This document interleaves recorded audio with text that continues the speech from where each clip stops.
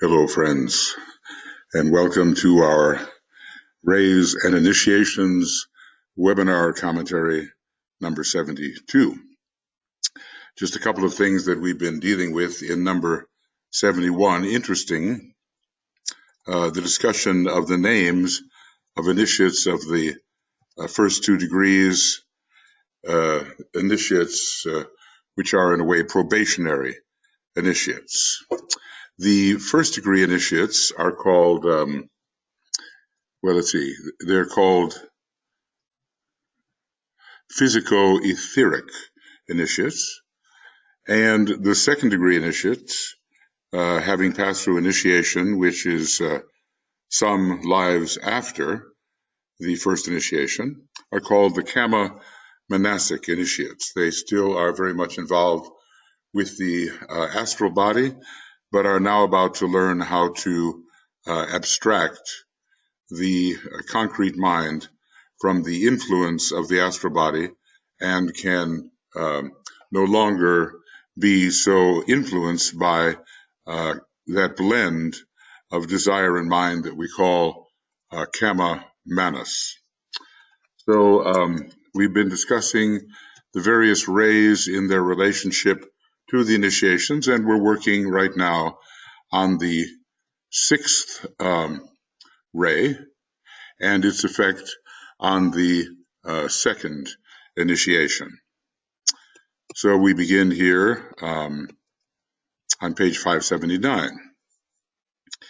It is the activity of this 6th ray which has brought out into the light of day the growing ideological tendencies of man. Now, the 6th ray is related to Mars, and ideologies are so often combative with each other, and that is what we see on the world stage today. We do not have that uniform type of ideology to which all human beings can ascribe. That lies into the future and probably has something to do with the general tendency of the elevation of the human being in ways that are prescribed by occult law. Well, it's a ways in coming, I think. These world ideologies, of which there are many present in the world today, and also now 70 years later than this was written in the world today, are created by a triple reaction to the 2 streams of energy mentioned above. So, first of all, the unfoldment of the mental principle in mankind during this approximately million-year Aryan age has forced desire into the form of great mass concepts. So that's a very interesting statement. There are many things to desire, of course, but there are great thoughts that to which many millions may ascribe, and their desires are directed, instead of in a scattered way, towards these mass concepts. You know, we might say democracy, monarchy, the state, fascism, communism, those kinds of things. These unitedly, these great mass concepts, are governing the mass tendency towards mental unfoldment. So this is a step towards mental unfoldment. And then next, the steadily growing soul influence, working like a leaven on the astral plane. The soul plane is specifically related to the astral plane, just the way the personality is related to the physical body and the monad to the mental body. So working like a leaven on the astral plane has lifted Kama, or desire, out of its purely self-centered focus and brought in a new and hitherto unexpressed group emotional consciousness. People are moved together, in the sense of being emotionally moved towards specific ideals and great fusing concepts. This leads the fused emotional nature of men into great ideological mass expression, though, still selfish. Expressed and impulsed as yet by emotional excesses, but indicating new and better goals. So the soul influence is an elevator, that which elevates the emotional consciousness. These goals will assume clearer and more desirable outlines when the second initiation is undergone by the world aspirant. Now here he's calling, he calls humanity the world aspirant. Sometimes he calls humanity the world disciple, and occasionally, he looks forward to the time when humanity becomes, at its first initiation, the world initiate. So the mental principle has been unfolding, and this is an important factor. And the soul influence, there has been a growing soul influence. So let's see if steadily growing soul influence. Okay.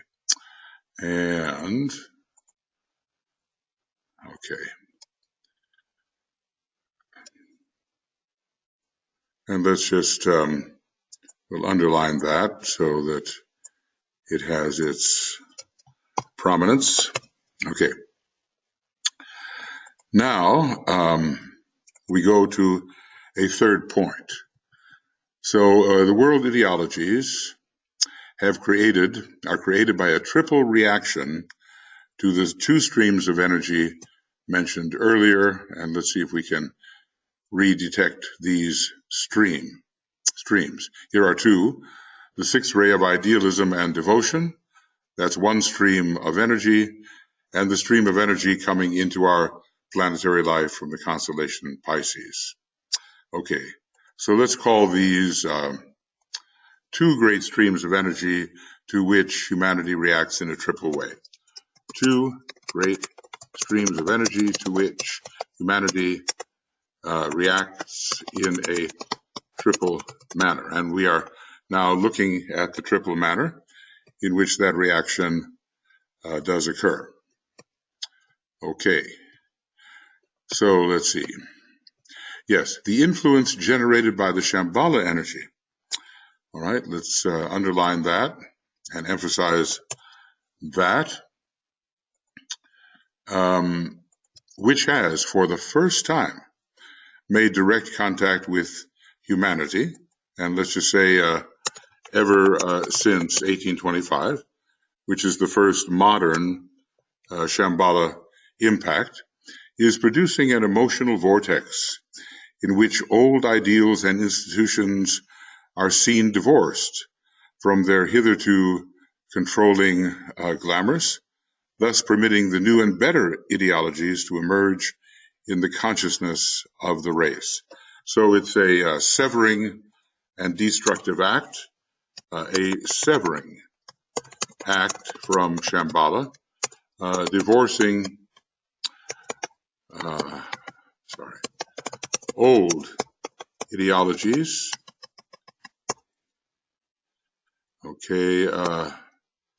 ideo, from their glamours. Okay, so we get to actually evaluate in a much clearer way the worth of a particular ideology. So what do we have? Two streams, three reactions.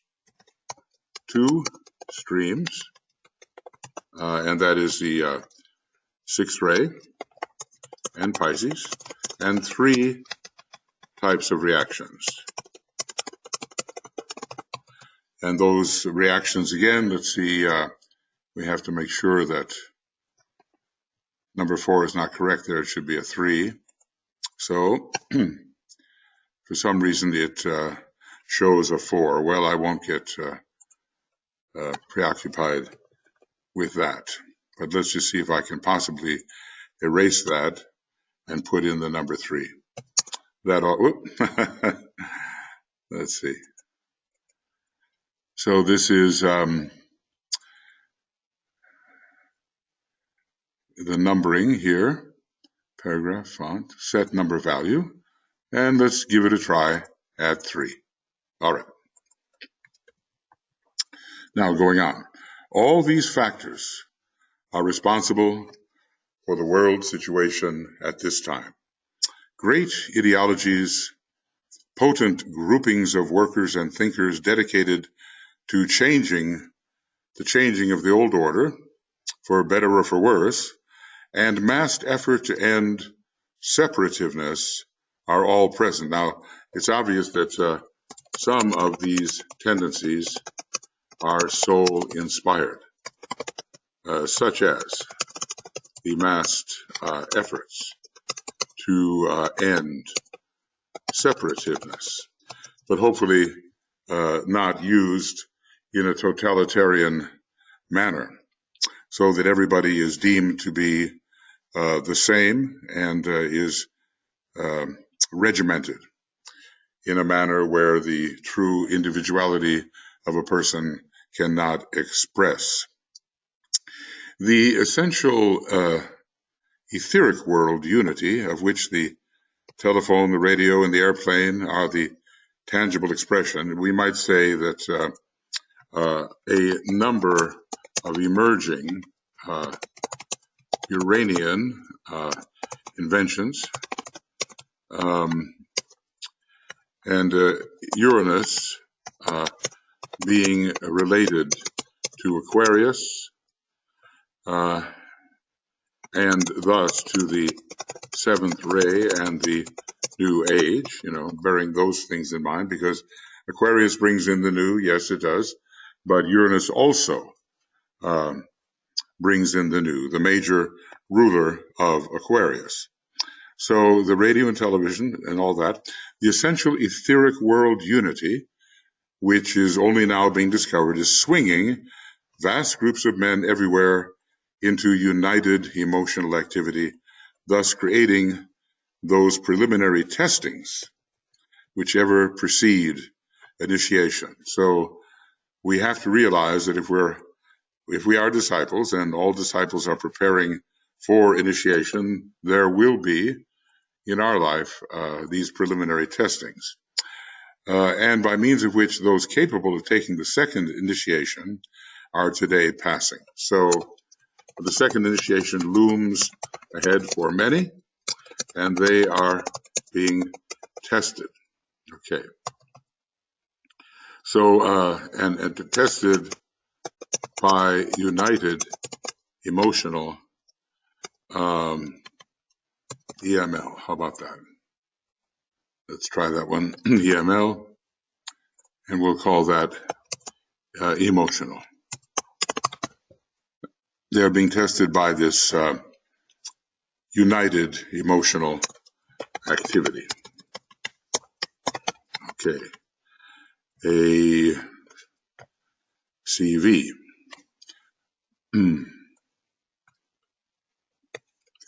That's a word often used. Let's see if we can use it. Activity. Okay. So there is, at the same time that there is preparation for this great and leavening first initiation in the greater number of human beings, there is also the preparation for the second initiation among those who long ago, probably long ago, took the first degree. Okay, and I'm sure that many of those who are studying the Bailey books and with a serious improvement, serious desire for improvement of their character and a determination to understand some sort of spiritual teaching, the intention to beautify their life and the intentions to know and to grasp and understand, such people are preparing for the second degree, whether it occurs immediately in this life or in a couple or a few impending lives. I cannot here enlarge upon the various ideologies which are presenting themselves to the world of men, impulsed by the hierarchy, some of them at least, precipitated into human consciousness from the mental plane by the new group of world servers, who are the first to receive these ideologies, implemented by the energy of the sixth ray, by the dominant Piscean energy, and by the organizing energy of the incoming seventh ray, and responded to emotionally by the masses of men focused on the astral plane. So all the foregoing are typical of the world ideologies presented to humanity at this time. So the hierarchy, and let us say the hierarchy has impulsed a number of them, but not all, because some are retrogressive. To the all-intelligent observers, this ideological situation is clear. It is a needed and preliminary stage to the creation of the New World Order. Why? Humanity must want and desire a new world order. A new world order.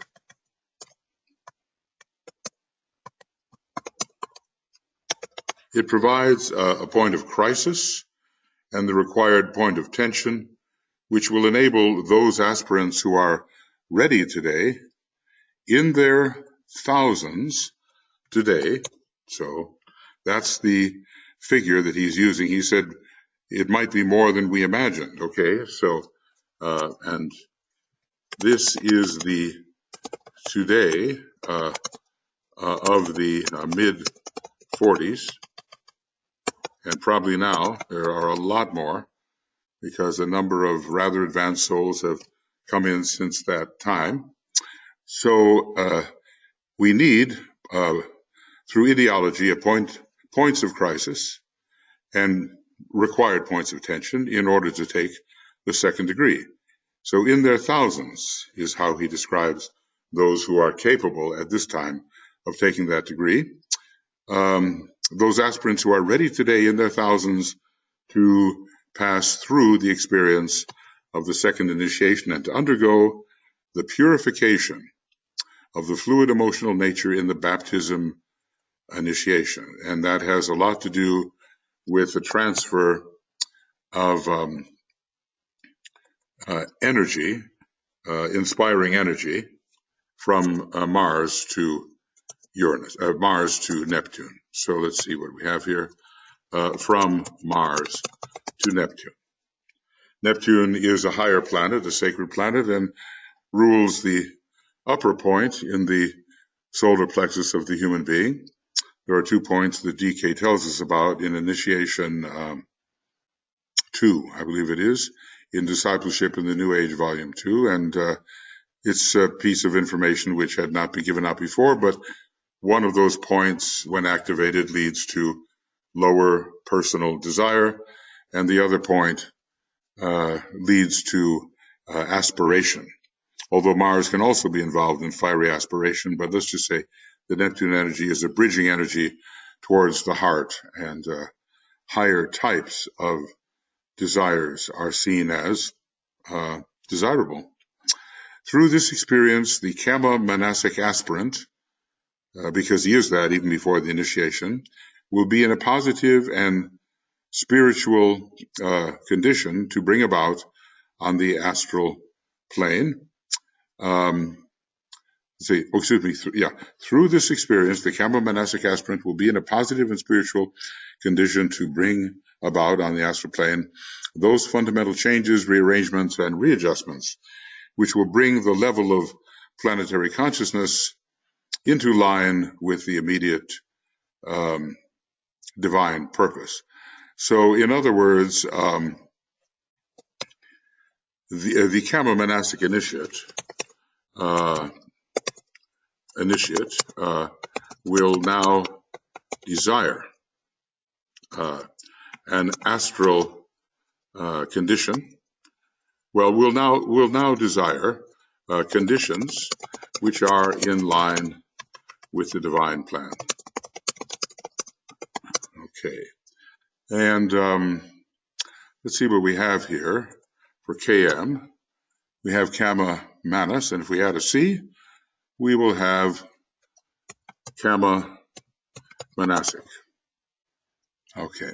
Well, you know, there are people who can't help but feel when they think, and can't help but think when they feel. It's just like the lower mind and the astral body are tied together, so we cannot have the purity of either of those lines of approach. There's not pure Kama, there's not pure Manas, there's Kama-manas, and that has to be transcended, although it is a very important feature in the elevation of the human being through its evolutionary progress. But there comes a time when we do have to divorce the manas, which can be flooded with soul light, from the kamic desire nature. And this is an exercise in discrimination and learning really how to focus mentally without many emotional currents occurring simultaneously. You know, we want to think over something impartially, truly, in the light of reason, without our prevailing biases. I like this, I don't like that. At least we want to move in that direction. So, through this second initiation, the fluid emotional nature is undergoing purification, which leads to its alignment with the immediate divine purpose expressed as that part of the divine plan in which the individual or his group can align themselves. So this is the manifestation of the kingdom of God. Let's put it like this. This becomes desirable. Instead of all of those personal desires which seem to fulfill the personality but lead nowhere in terms of the real progress of the human race.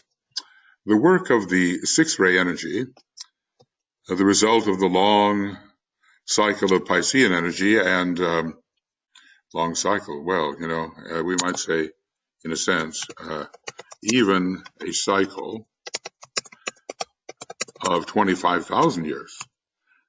We don't know to what extent the sixth ray accompanied that 25,000 year great Platonic year cycle of the sixth of the Pisces, of the sign Pisces, out of which we are now emerging.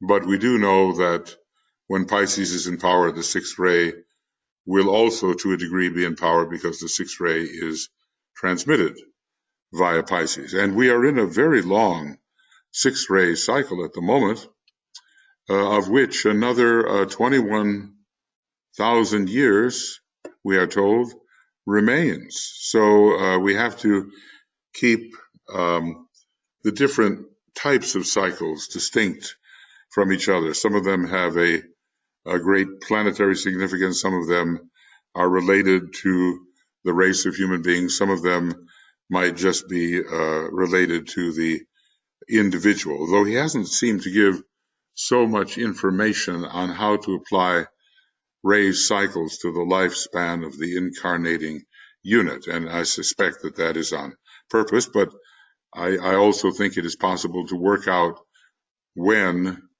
different rays come into power in the life expression of the incarnating human being. So the work of sixth-ray energy, the result of the long cycle of Piscean energy, and the impact of the incoming Aquarian energy, and that, also for 25,000 years, eventually, but the lesser precessional age, precessional age is only 2160 years in duration. And let's see, precessional. I think that will have to do. Okay, all of this will bring a potent transformation in the watery realm of the astral plane, and the time for this is imminent. Although Aquarius is an air sign, its name suggests water, and the waters of space are matter. So it is also time to recondition the waters of the human being and of the human family so they respond to the future intention of the divine plan, which Aquarius will bring in because it's always bringing in the new. So Aquarius is a healing energy, a cleansing energy. The cleansing is usually done through the transmission of some sorts of radiatory energy, and that kind of purification and cleansing can be expected for humanity, at least to a degree, during this Aquarian age. The symbol of that plane, the astral plane, has ever been water. Fluid, stormy, reflecting all impressions, the source of mist and fog, and yet ever essential to human living. So let's just say that, excuse me, that what has just been written,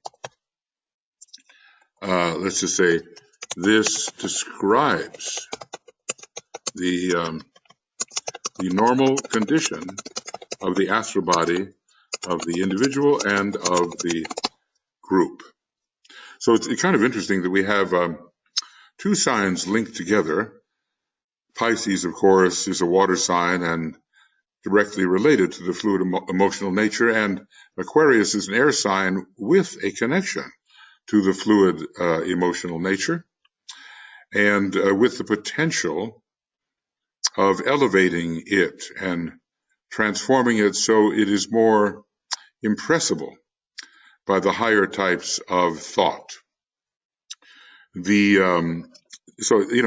is quite interesting because the link of Pisces to Aquarius is a two-age link, so let us say we sometimes use the figure 2,500 years to discuss a precessional age. It would be a 5,000-year age. Well, the Christ, the Lord Maitreya, the world teacher, the Bodhisattva, he chose, let's say a bit before the beginning of the age of Pisces, but not so much before, maybe a few hundred years, to be with humanity for a period of time which is greater than the usual Bodhisattva term. He chose a 5,000-year period, which in a certain sense will be over in the year 4,500 AD. All of this is, of course, an approximation of actual figures. So we have Pisces and Aquarius linked together as precessional ages, and we have two terms of the Bodhisattva, the Lord Maitreya, linked together.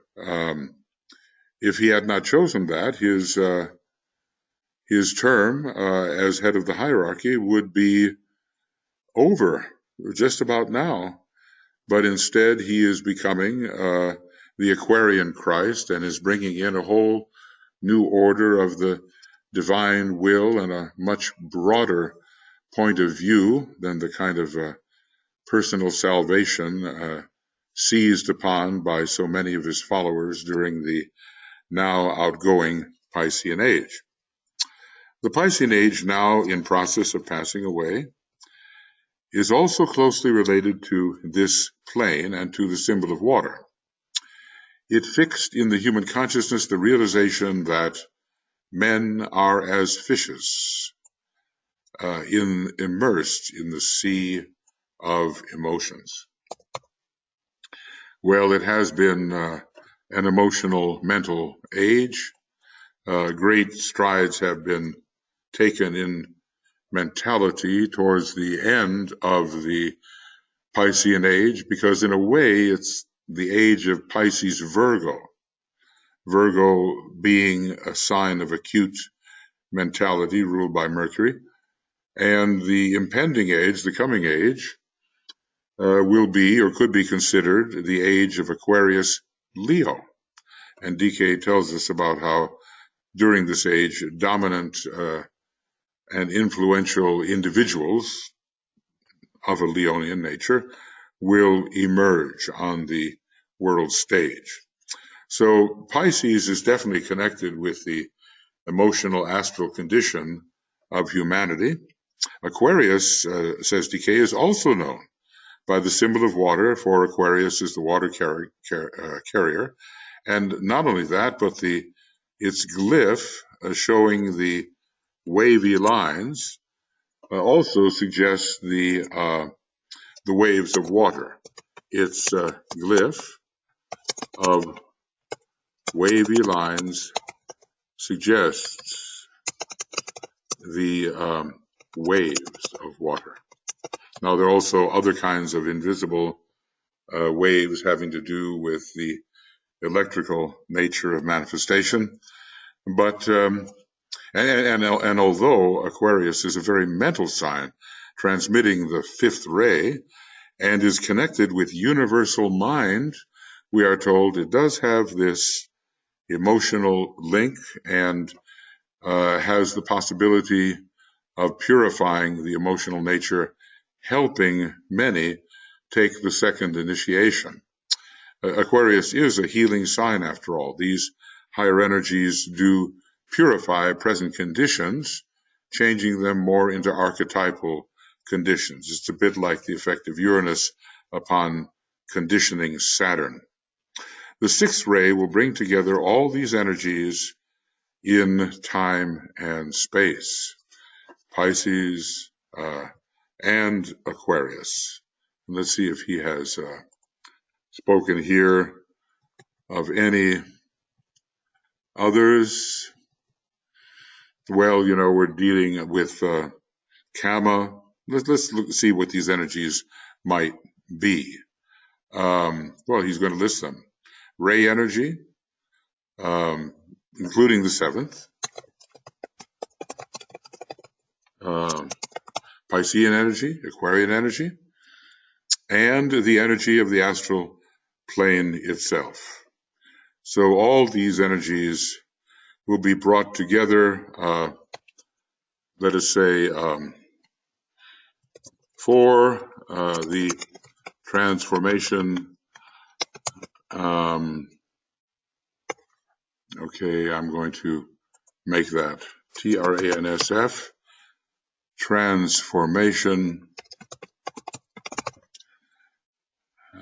Okay, for the transformation of the individual and group emotional nature. This again produces a vortex of force which is invocative of mental energy. When you synthesize the energies below a certain energy, it evokes that higher energy. So the higher energy is evoked. It is a controlling factor which has plunged humanity into a tumultuous awareness of clashing ideologies. The sixth ray is that. a controlling factor, which has precipitated a reflected vortex in the world war on the physical plane. And that world war was considered to be from 1914 to 1945, although was this written before the World War was resolved? Maybe not. And which is responsible for the present crisis and point of tension. So basically what he's telling us, the great six ray has caused a crisis for humanity, and the astral condition has precipitated as a world war.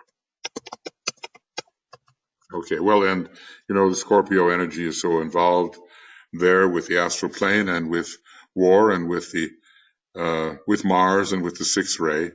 So we can see how this how the world war has been a precipitated, reflected vortex. Is it over yet? Well, there are three phases to the teaching. Are there three phases to the world war? I think there are three phases, but disciples and initiates in the world are doing all they can to prevent the physical precipitation of the third phase of the world war, in which, as a result of which, humanity must achieve a kind of freedom from those thought forms which inhibit or block their participation in that part of the divine plan in which, with which they can work. The critical point of tension will enable groups of aspirants who have passed through the first initiation. This critical point of tension will enable groups of aspirants who, having passed through the first initiation, can undergo the baptism experience, again, a word identified with water. So he talked about thousands for the baptism, and sometimes he seems to talk about even more than thousands, if thousands means just a few thousand. Thousands for the baptism, and during the transition period between Pisces and Aquarius, a fruitful time for taking this initiation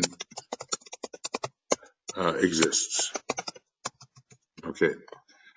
Simultaneously, large masses of men will take the first initiation, and in the house of bread stand before the initiator. There will be a dematerializing of their desire nature, and let's just say higher values will be followed as a result of this first initiation. Of course, we do have to remember how many lives separate the, Lemuro etheric initiate. How was it described? Let's see if we right up here somewhere can find that. Okay.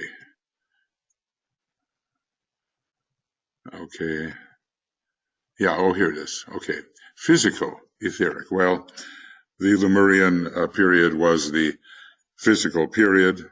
The physical etheric initiates and the Kama-manasic initiates are separated by quite a number of lifetimes. Nothing absolutely definite is given. It is hinted that the initiate Jesus, after his birth, lived for 30 years before he took the baptism, or had that opportunity, let's just say, to demonstrate, or have the Christ, overshadowing Christ, demonstrate the baptism. Of course, he had taken it even in an earlier life, as Joshua, the son of Nun. I think he was a second degree initiate. And as Joshua, the high priest, he was a third degree. So some of this was a dramatization for the sake of humanity, a teaching process. The baptism, neither one of the participants, Jesus or the Christ, needed the baptism, but they needed to demonstrate what it was to the humanity of the period and the humanity which followed, because even now we are in great need of emotional purification, and this has certainly been so all through the period of the Piscesan Age. So some thousands will take this initiation of the baptism, and be Kama-manasic initiates, and others will be physico-etheric initiates. One, of course, related to the Lemurian period, and the other symbolically related to the Atlantean period. Remember how many people still have the Atlantean consciousness. Of course, with the Atlantean consciousness, they are in no position to take either of these great monastic initiations, as they are called. Excuse me. One has to be somewhat mentally focused and in the Aryan period of consciousness in order to take such initiations. Moving on, DK tells us the coming Christ will therefore initiate two groups of aspirants within the near future. Now, some of this, may be an inner dramatization, but others of these initiations will be conducted on the outer physical plane within the near future and in preparation for his coming. So this is interesting. When humanity takes the first initiation, then the Christ can come. But some workers will be needed, and before the Christ can come, these people will be initiated either into the first degree or the second degree. Because, humanity's mind and heart have to be rightly prepared for the reappearance of the Christ as it really is, and not in the fanciful way which is either presented in the Christian Bible or which has been interpreted by those who are the interpreters of the Christian Bible as occurring in some triumphal manner, saving the believers and condemning the non-believers and so forth. So all of that is glamorous and not reflective of the truth. So when we try to prepare men's minds and hearts for the reappearance of the Christ, we have to present the Christ as he is, or at least as we understand him to be from the instruction of Master DK. And it will meet such presentations, depending on one's audience, may meet with a lot of resistance. In the evangelical Christian community, it will meet with huge resistance because they will even think we're somehow presenting a false Christ or an antichrist, something of that nature.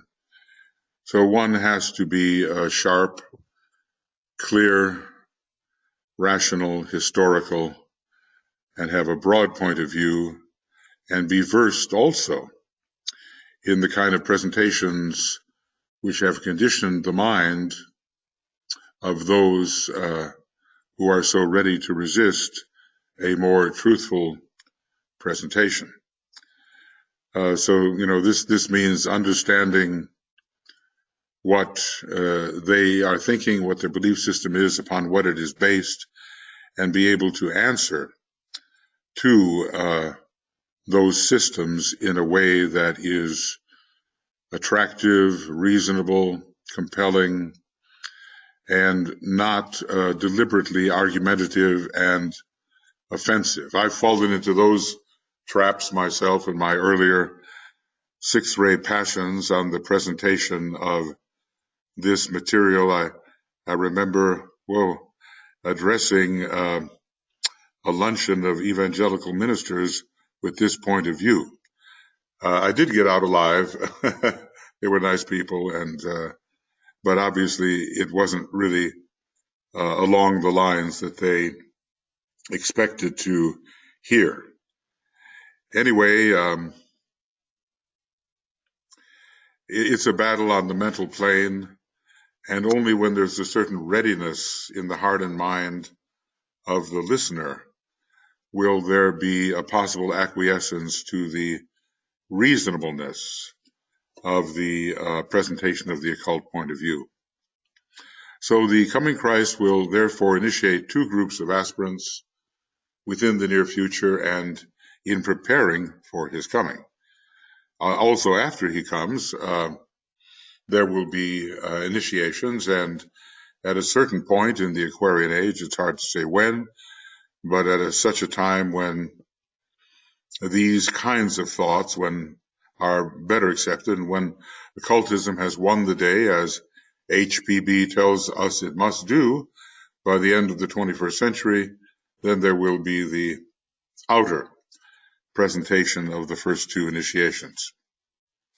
It is the closer approach of the Christ and of the hierarchy of masters to humanity which is implementing initiatory energies, which is crystallizing the ideological present today in the ideologies present in human consciousness, making them clear, let us say, and maybe making them obsolete.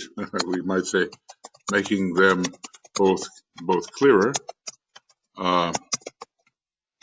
and in some cases showing that they are obsolete, and fostering, if I may so express, the latent ideology of the kingdom of God. Now, this is wonderful. This is the ideology which must prevail. So this is the ideology which must prevail. There are so many partial presentations which, in the manner they are presented, lead to nothing but conflict, waste of energy, and even war, because they are so separative. Let's just say that this would be an inclusive ideology.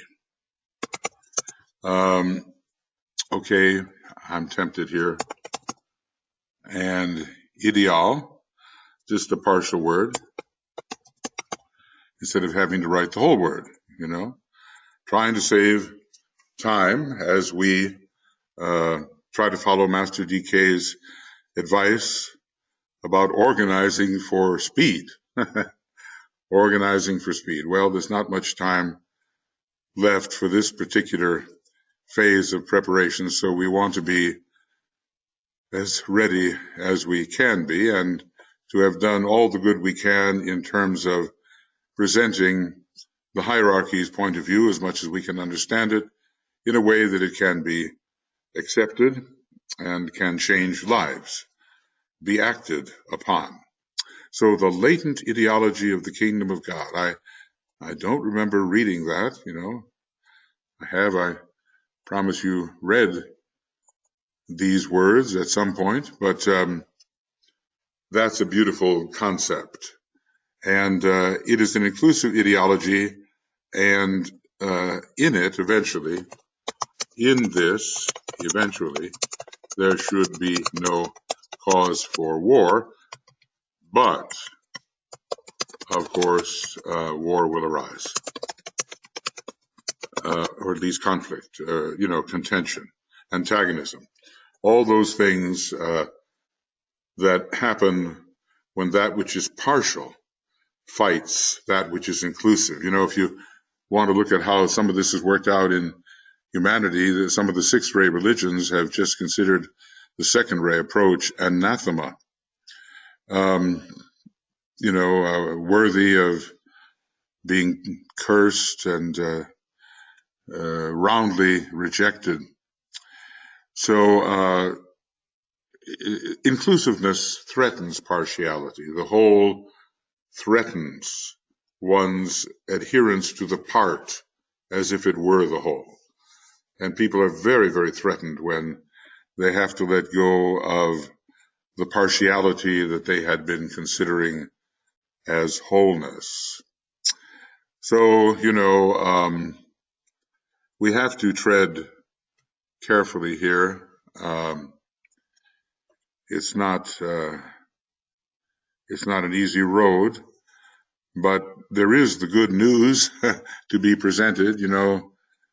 Christ sent out the evangelists, so to speak, in twos, and sent them out together to preach the good news and tell of what had happened. And we're in a similar period now, but the groups that are, those that are preaching the good news are not only individuals, they are groups. And what could be better news than the approaching externalization of the hierarchy and the reappearance of Lord Maitreya, the world teacher?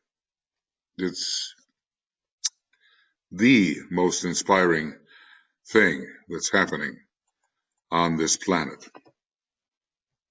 As regards the individual initiate who is to undergo the initiation of the baptism, the effect of sixth-ray energy upon his nature is easily apparent, owing to the extreme potency of the second aspect of the personality in the three worlds. Now, the effect of the sixth-ray energy, very obvious. And I did talk, did I not, about the fact that this particular plane, the astral plane, is not divided.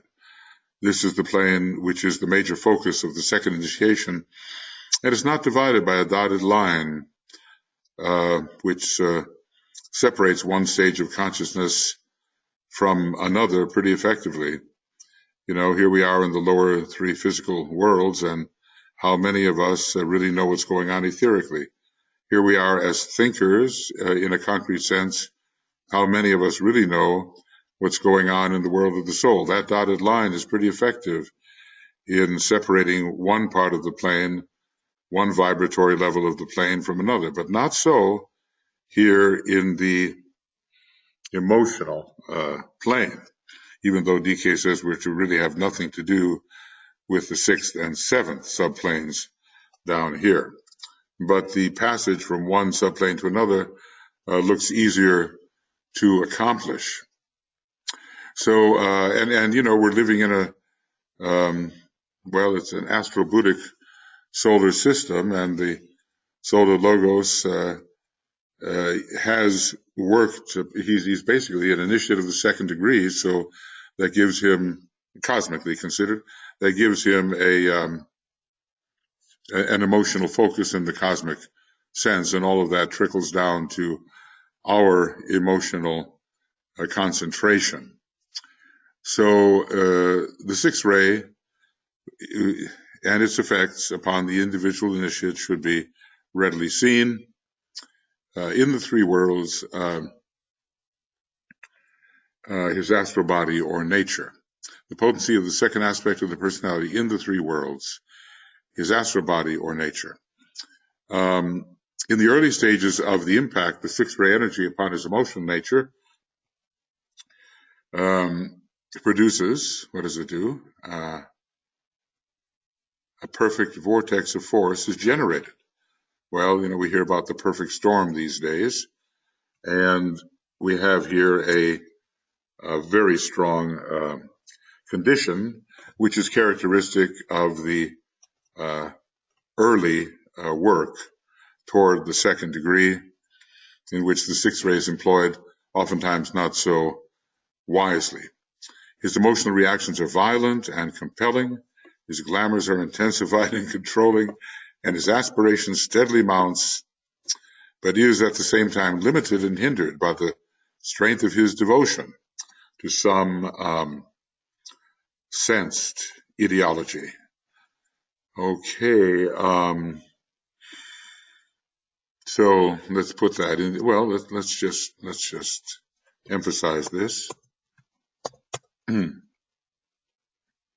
because we know a lot of people who are in this condition, and maybe from time to time we slip into it ourselves.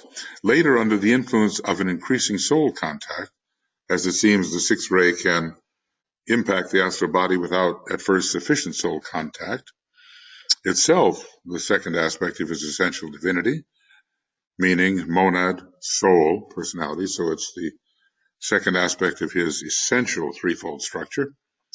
His emotional, kamic, and aspirational nature becomes quieter and more controlled through the agency of his mind. And we might say, maybe he will have a second ray astral body instead of the usual sixth ray astral body. The usual, okay. His alignment becomes astral, mental, soul. Well, soul, mind, brain is eventually the alignment we have to have, but at this stage, astral, mental, soul, the mind can help quiet the astral body.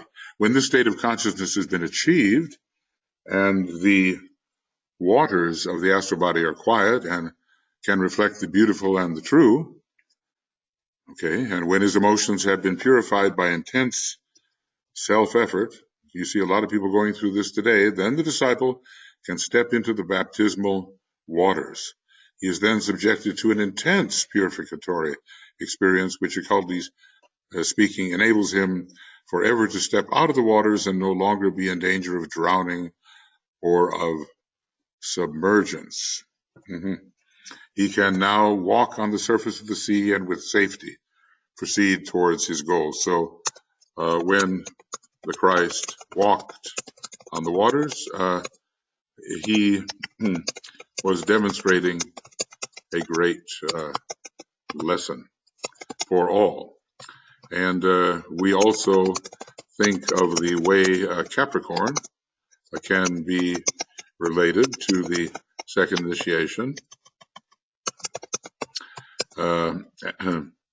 For Capricorn is the one who crosses the waters. So Capricorn is related to all five of the first initiations. Well, okay, first, all five of the initiations that apply to the human being. So, there's something to ponder there. Forever, at that point, we can step out of the waters and be no longer in danger of drowning or of submergence. And in the 15 counsels that we find in white magic, we also find an important counsel. What is it on page 473 here, a treatise in white magic? I think somewhere there. Let's just take a quick look if I can find it, and you'll see what I mean. Okay, control the body of emotion, for the waves that rise upon the stormy seas of life engulf the swimmer, shut out the sun, and render all plans futile. Well, this is part of the training that would have to really be applied as we move towards the second initiation. So this now will be the end of Rays and Initiation Webinar Commentary number 72. And I think we began on 576. I hope I'm correct there. And, oh, is that so? 579, I guess, 579. And we're here at 582. Okay, and our day is the 19th of February. We've entered Pisces now, 19th of February 17, and we will be beginning Rays and Initiation Webinar Commentary number 73. and our page number will be 582. I hope I'm doing this correctly, but I think that 579 was the page at which we began this section. That's correct, and up to 582. Well, slowly, we're making our way through this magnificent book, and then when we do so, we will find that it is required that we study more intensively than we thought was necessary. So much can escape us. We can read it, we can understand at the moment, but then we forget, and it doesn't really become part of our life expression. We have to somehow learn how to absorb everything that is given, make it part of our life expression, part of our life of discipleship, and this means really close and regular study, undertaken carefully, reading carefully. Now, as slowly as I'm going here, and it is pretty slow, and as careful as I'm trying to be, I know so many things are overlooked, which would give important hints and clues, but we have to take ourselves where we find ourselves and do the best we can under the circumstances. So our next work is with Rays and Initiations, webinar commentary number 73, program number 73. Thank you for studying along with me, and let us proceed. Okay, bye-bye.